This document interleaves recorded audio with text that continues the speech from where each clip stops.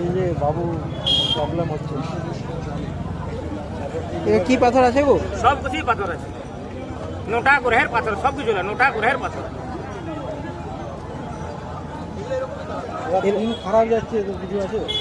হ্যাঁ, যা তো গ্রহে করায়, সব কিছু গ্রহে করায়, দিন ভালো খারাপ সব গ্রহের উপর ডিপেন্ড করে তো।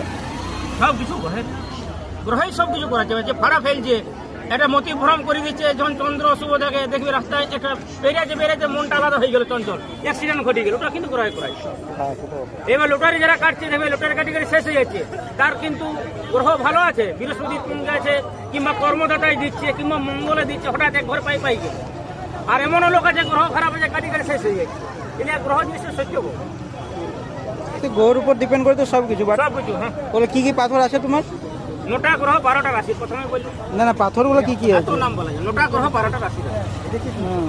সব রকমের আছে, মান নাই আর মান লিয়ে যাবো। আমি এখানে 20 বছর বলছি। তোমার দেখা যায় তো প্রায়। ঠিক ঠিক।